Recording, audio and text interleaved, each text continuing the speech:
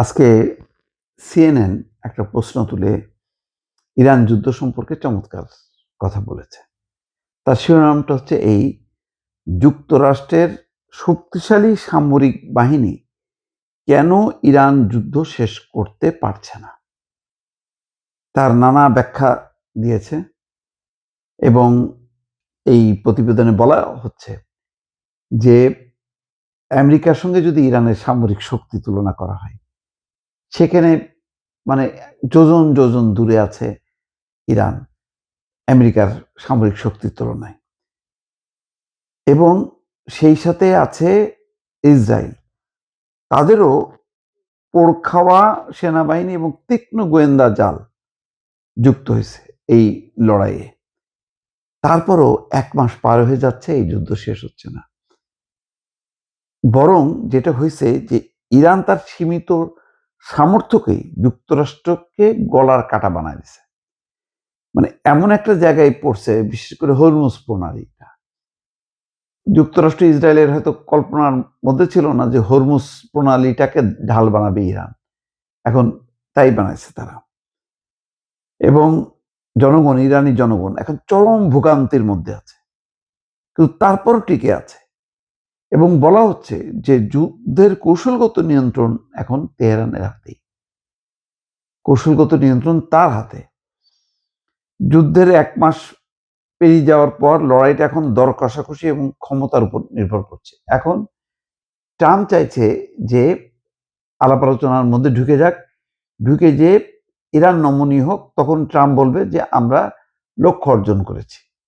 কোনোভাবে এই যুদ্ধ থেকে বের হয়ে আসতে চাইছে, কিন্তু ইরান এমন একটা মানে চিমটি মারছে আমেরিকাকে যে সেখান থেকে বের হয়ে আসতে পারছে না। অর্থাৎ হরমুজ প্রণালী বন্ধ করে পুরো পশ্চিমা বিশ্বকে অস্থির করে দিছে এবং তেলের দাম লাফায় লাফায় বাড়ছে, সেটা নিয়ন্ত্রণ করতে পারছে না।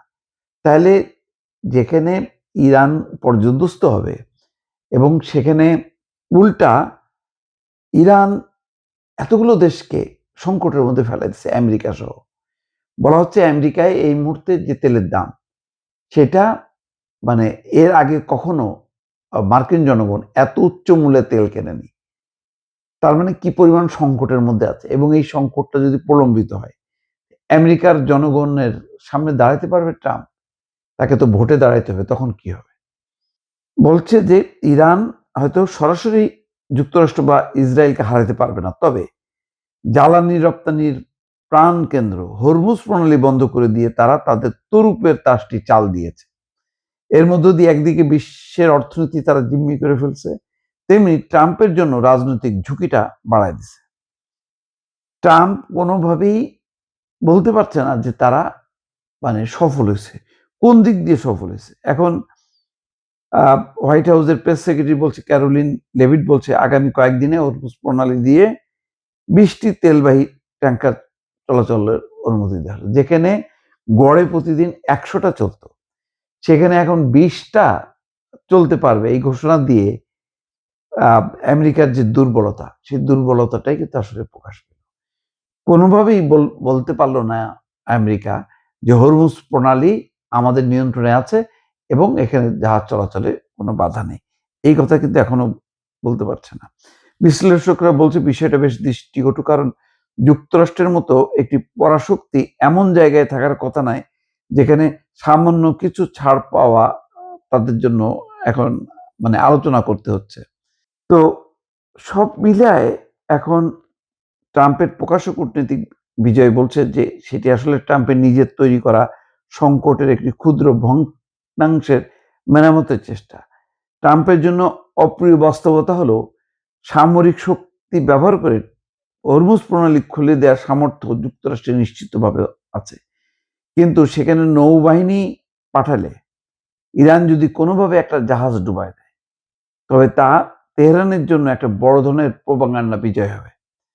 আবার ইরানকে পিছু হটাতে গেলে ট্রাম্পকে হয়তো শেষ পর্যন্ত স্থল সেনা মোতায়েন করতে হবে। এতে মার্কিন সেনাদের প্রাণ হানির ঝুঁকি বাড়বে, যেটা ট্রাম্পের নড়বড়ে রাজনৈতিক ব্যবস্থাকে আরো সংকটে পড়বে।